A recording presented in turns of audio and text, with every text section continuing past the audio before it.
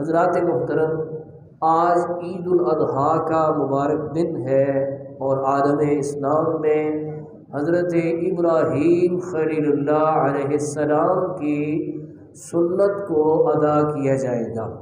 تو جو لوگ قربانی کر رہے ہیں اللہ تعالیٰ ان کا یہ عمل قبول فرمائے، اور جو باوجود استطاعت کے قربانی نہیں کر رہے اللہ تعالیٰ انہیں بھی قربانی کرنے کی توفیق عنایت فرمائے کہ وقت تو موجود ہے۔ آج 10 ذی الحج کو، پھر 11 اور 12 کی مغرب کی اذان تک قربانی کا وقت رہتا ہے، اس درمیان میں قربانی کی جا سکتی ہے۔ حضرت ابراہیم خلیل اللہ علیہ السلام کی سنت ہے جنہوں نے اللہ کے حکم پر سب کچھ فدا کر دیا۔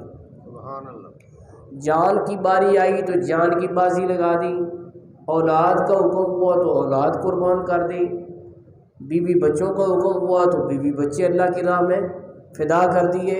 یہ الگ بات ہے کہ اللہ تعالیٰ ان کے اس قربانی کو قبول فرما کے اس کی جگہ پہ دمبا عنایت فرما دیا اور قیامت تک کے لیے ان کی یہ سنت قائم فرما دی۔ لیکن اس میں درس اور سبق ہے ہمارے لیے کہ ہم بھی اس جذبہ قربانی سے سرشار ہوں کہ یہ صرف بھیڑ بکرے کی قربانی جو ہے وہ مطلوب نہیں ہے، بلکہ اصل میں دل کا تقویٰ مطلوب ہے۔ اس پر بھی میں گفتگو کروں گا۔ ابھی کچھ حضرت ابراہیم خلیل اللہ علیہ السلام کے امتحانات ہم جمعے میں بیان کر چکے ہیں، اسی سے پیوستہ میں آپ کے سامنے رکھنا چاہوں گا کہ جب حکم ہوا کہ آخری عمر میں، بڑھاپے کی عمر میں ملنے والے بیٹے کو اور اپنی بیوی حضرت ہاجرہ کو ہمارے عظمت والے گھر کے پاس چھوڑ کے آؤ، تو آپ فلسطین سے چلے اور ان کو خانہ کعبہ کے قریب چھوڑا، جبکہ خانہ کعبہ بھی اس وقت موجود نہیں تھا، یعنی بنا ہوا نہیں تھا، اور مکہ المکرمہ بھی آباد نہیں تھا، بے آب و گیا بستی تھی۔ اور وہاں پر جب حضرت ہاجرہ کو چھوڑا اور جانے لگے تو دیکھیں کتنے امتحان ہیں۔ خوف کا امتحان کہ کوئی درندہ آ کے چیر پھاڑ نہ جائے، پھر بھوک کا امتحان، پیاس کا امتحان۔ قرآن کریم اللہ فرماتا ہے نا، ہمارا نبلونکم بشیء من الخوف والجوع ونقص من الاموال والانفس والثمرات، اور ضرور ہم تمہیں آزمائیں گے کچھ خوف سے، بھوک سے، مالوں میں کمی سے، جانوں میں کمی سے، پھلوں میں کمی سے، وبشر الصابرین، اور بشارت دے دو صبر کرنے والوں کو۔ تو دیکھو حضرت ابراہیم علیہ السلام نے صبر کیا، بیوی کو اور اکلوتا بیٹا جو بڑھاپے کی عمر میں بڑی دعاؤں اور التجاؤں کے بعد ملا ہے، اسے اللہ کے حکم پر بے آب و گیا بستی میں چھوڑ دیا ہے۔ اور جب جانے لگے ہیں تو حضرت ہاجرہ نے پوچھا کہ اے میرے سرتاج، آپ ہمیں کس کے آسرے پر چھوڑ کر جا رہے ہیں؟ تو انہوں نے فرمایا اللہ کے آسرے پر چھوڑ کے جا رہا ہوں۔ تو حضرت ہاجرہ کا اللہ پر بھروسہ اور توکل کا عالم دیکھیے کہ کہتی ہیں کہ اگر آپ اللہ کے سہارے پر ہمیں چھوڑ کے جا رہے ہیں تو وہ ہمیں ضائع نہیں کرے گا۔ جو کچھ کھانا پانی تھا وہ جب ختم ہو گیا، پیاس نے بےتاب کیا، حضرت اسماعیل علیہ السلام پیاس کی شدت سے بےتاب ہو کر رونے لگے، تو حضرت ہاجرہ پانی تلاش کرتی ہیں، صفا پہاڑی ہے اس پر چڑھ کر پرلی طرف دیکھتی ہیں کہ کوئی پانی کا چشمہ، کوئی کنواں نظر آ جائے، اور پھر ادھر سے چلتی ہیں تو مروہ پہنچتی ہیں، وہاں پر چڑھ کر دیکھتی ہیں کہ کوئی کنواں، کوئی چشمہ، کوئی پانی کا ذخیرہ نظر آ جائے، لیکن نظر نہیں آیا۔ اچھا، معلومات کے لیے تو ایک چکر کافی تھا کہ ادھر بھی نہیں ہے اور ادھر بھی نہیں ہے، لیکن کتنے چکر لگائے؟ بولیے 7 چکر لگائے۔ یہ کیا ہے؟ یہ ماں کی ممتا ہے جو چین لینے نہیں دے رہی کہ کہیں سے پانی نظر آ جائے۔ تو 7 چکر کاٹے، پھر درمیان سے آپ دوڑتی تھیں اللہ تعالیٰ کو یہ عمل پسند آ گیا، قیامت تک کے حاجیوں کے لیے اسے سنت قائم کر دی کہ جب تک وہ صحیح نہیں کریں گے عمرہ کرنے والوں کا عمرہ مکمل نہیں ہونا اور حج کرنے والوں کا حج مکمل نہیں ہوگا جب تک وہ حضرت ہاجرہ کی یہ سنت ادا نہ کر لے۔ وہ تو پانی تلاش کر رہی تھی، اب کیا پانی تلاش کرتے؟ نہیں، پانی کے تو کولر بھرے پڑے، لیکن یہ کیا ہے؟ یہ اللہ کی پاک بندی کی ادا ہے، جو اس پہ بھروسہ کر کے توکل کر کے بے آب و گیا بستی میں جہاں نہ کوئی بندہ نہ کوئی جانور کوئی چیز موجود نہیں ہے، تو اللہ پر بھروسہ کیا تھا، تو اللہ کو یہ ادا اتنی پسند آ گئی کہ قیامت تک کے حاجیوں کے لیے اسے سنت بنا دیا۔ تو حضرات محترم، اس سے یہ سبق ملا کہ اللہ کو اپنے برگزیدہ بندوں کی ادائیں پسند ہیں، تو ان اداؤں کو فالو کرنا چاہیے۔ معذرت کے ساتھ میں عرض کروں گا، آج کا مسلمان کہتا ہے میں اپ ٹو ڈیٹ ہو جاؤں، برانڈڈ میرا لباس ہونا چاہیے، میں اپ ٹو ڈیٹ ہو جاؤں، فیشنیبل ہو جاؤں، ٹھیک ہے نا، لیکن ہمیں یہ دیکھنا چاہیے کہ اللہ کے پاک بندوں کا لباس کیسا ہے۔ رسول کریم صلی اللہ علیہ وسلم کی سنت اس حوالے سے کیا ہے کہ یہ ہمیں صفا مروہ کی سعی سے سبق مل رہا ہے کہ اللہ کو اپنے محبوب بندوں کی ادائیں بڑی پسند ہے۔ اچھا، درمیان سے وہ دوڑی تھی، کیوں؟ صفا سے چلی تھی، درمیان میں دوڑی، پھر آگے چل کے عام رفتار سے چلی۔ آج حاجیوں کو حکم ہے جہاں سے چلی تھی وہاں سے چلو، جہاں سے دوڑی تھی وہاں سے دوڑو۔ کیوں؟ بات یہ، اب تو کافی اوپر فرش ہو چکا ہے نا، لیکن اس دور میں یہ نشیب میں تھا، اب بھی کچھ نشیب میں ہے، گہرائی میں۔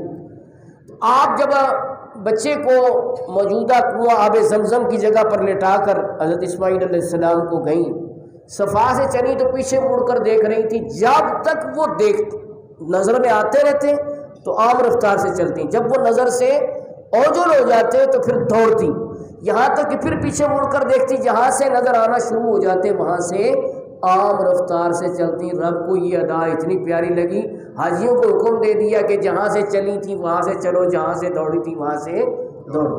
اچھا، یہ خاتون کی سنت ہے نا حضرت ہاجرہ کی، لیکن جو خواتین عمرہ کرنے والی ہیں یا سعی کرنے والی ہیں ان کے لیے حکم نہیں کہ وہ دوڑیں، کیونکہ دوڑنے میں کیا ہے؟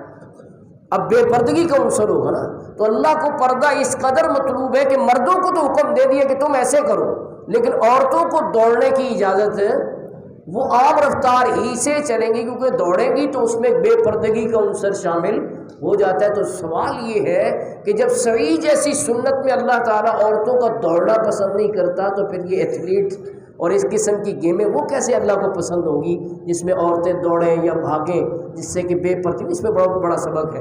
اچھا، صفا اور مروہ پر اللہ کی پاک بندی کے قدم لگے، رب کو ان پہاڑیوں پر بھی پیار آ گیا۔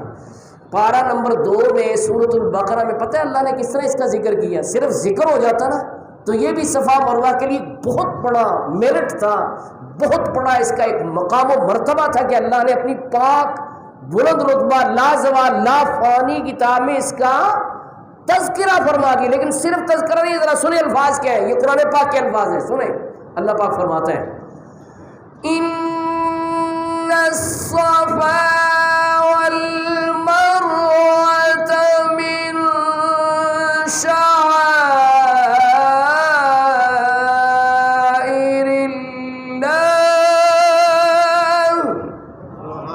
بے شک صفا اور مروہ اللہ کی نشانیاں ہے۔ یا اللہ تیری نشانی تو ماؤنٹ ایوریسٹ ہو، تیری نشانی کے طور پر تو K2 کا بیان ہو، لیکن K2 کا ذکر نہیں ہوا، ماؤنٹ ایوریسٹ کا ذکر نہیں ہوا، صفا اور مروہ کا ذکر ہوا۔ کس لیے؟ کہ اللہ کی پاک بندی کے وہاں قدم لگے ہیں۔ اس سے ایک درس، ایک سبق، ایک میسج اور ایک لیسن یہ ملا کہ اگر رب کا قرب پانا ہے، رب کی معرفت لینی ہے، تو رب کے بندوں سے، اس کے ولیوں سے جوڑ جاؤ، وابستہ ہو جاؤ، رب تمہیں بھی اپنا قرب عطا فرما دے گا۔ کہ جب اس نے صفا مروہ جو پتھر ہے وہ رب کی پاک بندی سے جڑے، قدم لگے، تو وہ نشانی بن گئے۔ تو جو انسان کسی اللہ والے سے جڑ جائے، نسبت لے لے، تعلق قائم کر لے، تو رب ان سے کیوں نہ پیار کرے گا؟ ٹھیک ہے نا؟ اچھا، اب جب حضرت اسماعیل علیہ السلام 13 سال کی عمر کو ہوئے تو اگلا امتحان آ رہا ہے کہ ہم سے محبت ہے یا بیٹے سے زیادہ محبت ہے. امتحان حکم ہو گیا کہ اس کو قربان کر دیں. تو حضرت اسماعیل علیہ السلام کو لے کر کے مکہ سے آپ مینا کی طرف چل پڑے. اور ابھی گھر والوں کیا بتایا کہ میں اسے دوست سے ملانے کے لیے لے کے جا رہا ہوں, تیار کر دوں. انہوں نے تیار کر دیا, کپڑے پہنا دیے, سرما لگا دیا, بال بنا دیے کہ دوست سے ملوانے لے جا رہے ہیں. مینا میں جب پہنچے تو وہاں پر شیطان آیا اور اس نے یہ کہا کہ ابراہیم خواب میں ملنے والے حکم پر اپنے اکلوتے بیٹے کو قربان کرنے جا رہے ہیں, یہ کیا کر رہے ہیں؟ تو جب اس نے روکنا چاہا شیطان نے تو آپ نے اس کو کینکریاں ماری. تو یہ مینا میں جو جمرات ہے وہ اس کینکریاں مارنے کی سنت کی جگہ پر قائم ہے. یہ بھی حضرت ابراہیم علیہ السلام کی سنت ہے جو آج حاجی وہاں پر ادا کر رہے ہیں. اور اب حضرت اسماعیل علیہ السلام سے پوچھا کہ بیٹے میں نے خواب میں دیکھا ہے کہ تمہیں ذبح کر رہا ہوں, تو تمہاری اس بارے میں کیا رائے ہے؟ اب رائے کیوں پوچھ رہے ہیں کہ میں تو اللہ کے حکم پہ عمل کر رہا ہوں, بیٹا بھی اس حکم میں عمل میں شامل ہو جائے, اس لیے بیٹے سے بھی رائے لے لی. تو بیٹے نے کیا کہا؟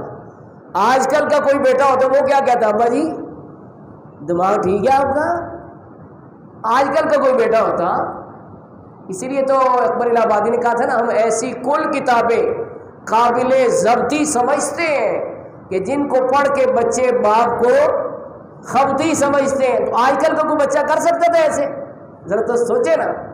اسماعیل علیہ السلام نے کیا جواب دیا؟ یہ سورۃ الصافات ہے, آیت نمبر 103 ہے. اس پہ اللہ جل مجدہ الکریم ارشاد فرماتا ہے کہ حضرت اسماعیل علیہ السلام نے کہا قال یا ابت افعل ما تؤمر ستجدنی ان شاء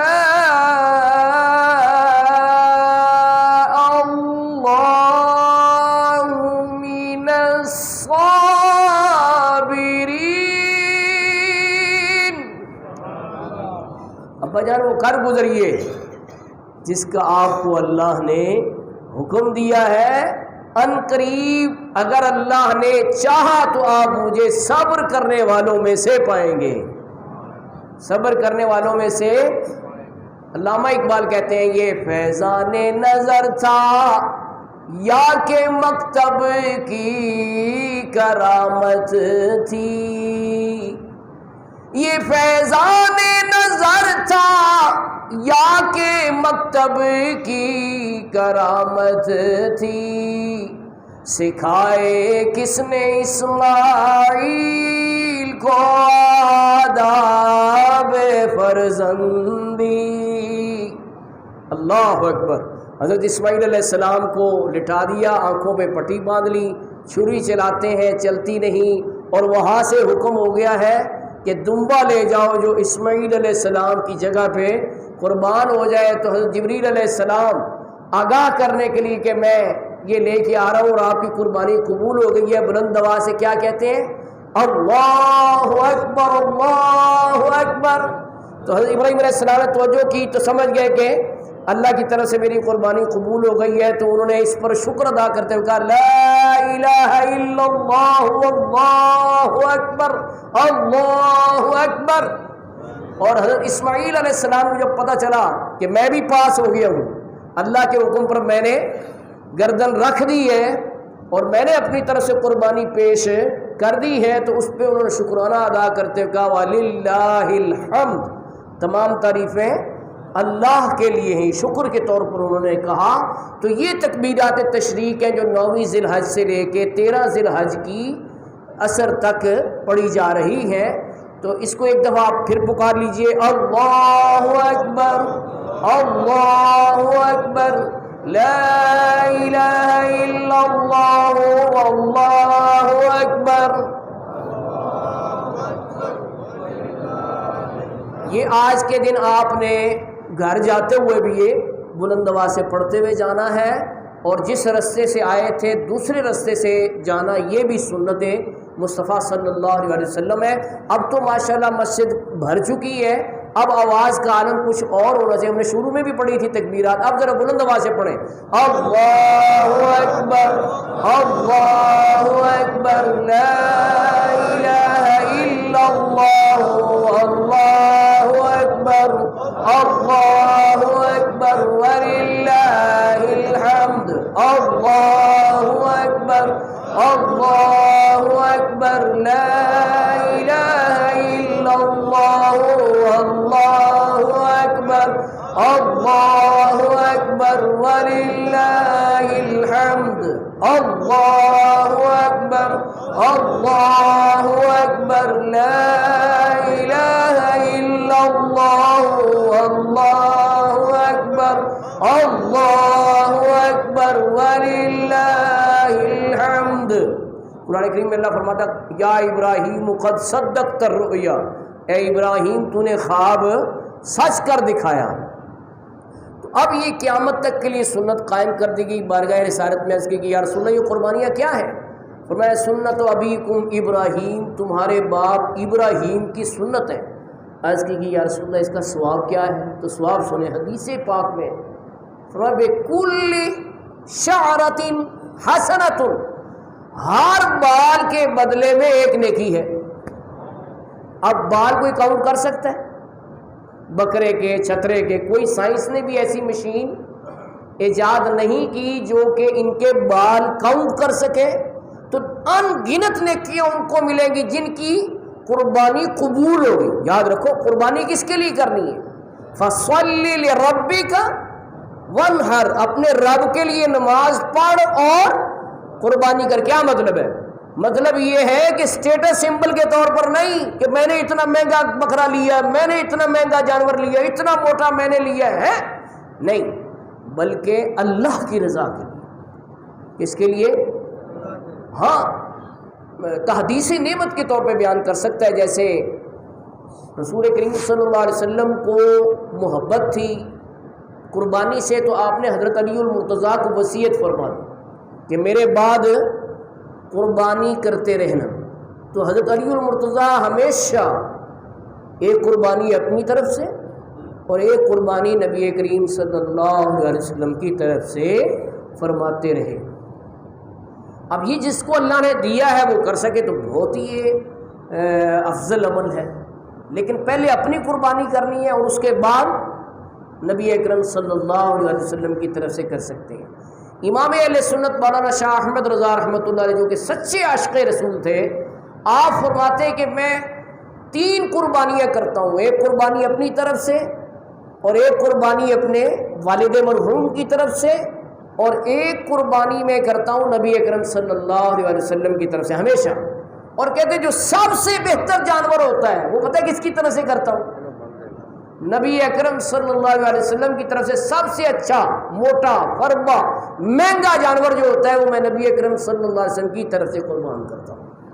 کیوں نہ کریں کہ رسول پاک صلی اللہ علیہ وسلم نے جب قربانی فرمائی تو آپ نے یہ دعا کی، اللہم تقبل من محمد ومن آل محمد ومن امت محمد صلی اللہ علیہ وسلم، کہ یا اللہ محمد صلی اللہ علیہ وسلم کی طرف سے قبول فرما اور ان کی آل کی طرف سے اور ان کی امت کی طرف سے بھی قبول فرما۔ تو جب حضور صلی اللہ علیہ وسلم نے امت کی طرف سے فرمایا، اچھا آپ مسئلہ تو جانتے ہیں کہ ہر بندے کی طرف سے ایک قربانی ہوتی ہے، ہر صاحب نصاب صاحب استطاعت کی طرف سے ایک قربانی ہوتی تھی، لیکن رسول پاک صلی اللہ علیہ وسلم نے کل امت کی طرف سے کر دی۔ تو یہ آپ کے خصائص میں سے ایک تو محدثین نے یہ جواب دیا۔ دوسرا جواب یہ ہے جس میں ہمارے لیے بڑا سبق ہے کہ قربانی تو آپ نے ایک کی لیکن اس کا ثواب آپ نے ساری امت کو بخش دیا، یہ اثار ثواب کی بھی دلیل ہو گئی، ٹھیک ہے نا جی۔ تو اس طریقے سے اگر کوئی کر سکے تو اچھی بات ہے۔ جو والدین کی طرف سے کرتے ہیں ان کے لیے بھی میں یہ مسئلہ دہرا دیتا ہوں کہ اگر ان پر واجب ہے تو پہلے اپنی طرف سے کریں اور اس کے بعد اگر اللہ نے استطاعت دی ہے تو والد کی طرف سے، والدہ کی طرف سے اور نبی اکرم صلی اللہ علیہ وسلم کی طرف سے کر سکتے ہیں۔ لیکن جو اصل اس کا جوہر ہے اس قربانی کا وہ کیا ہے کہ دل میں اللہ تعالیٰ کے حکم پر سب کچھ قربان کرنے کا جذبہ، یہ فلسفی ہے۔ صرف خون بہانا مطلوب جو قربانی کی فلسفی ہے وہ کیا ہے کہ اللہ کے حکم پر عمل کرنے کے لیے بندہ ہر دم تیار ہو جائے. اس لیے قرآن کریم پارہ نمبر 17 میں اللہ پاک فرماتا ہے، ایک آیت ترجمے کے ساتھ سن لینا اور سمجھ لیں 100 نفل پڑھنے کے ثواب ملتے ہیں. اور میں نے ابھی 2 آیتیں پڑھنی ہیں، اس کے بعد نماز عید کا طریقہ بیان کرنا ہے. سنیے اللہ پاک فرماتا ہے لَن يَنَالَ اللَّهَ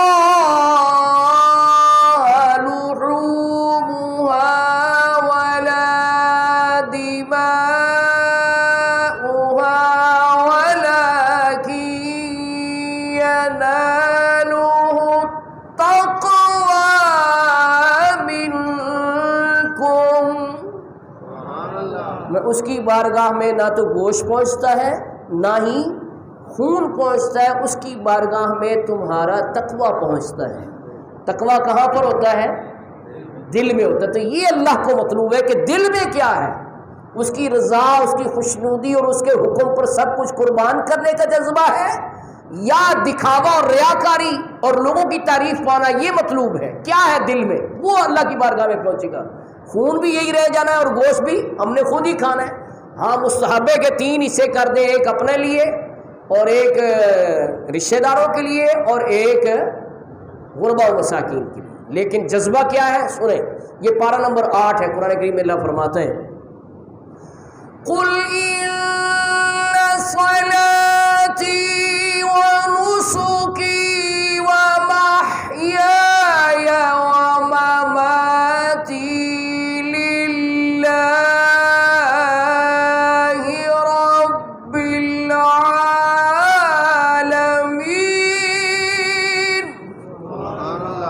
فرما دو بے شک میری نماز، میری قربانیاں، میرا جینا، میرا مرنا سب اللہ رب العالمین کے لیے ہے.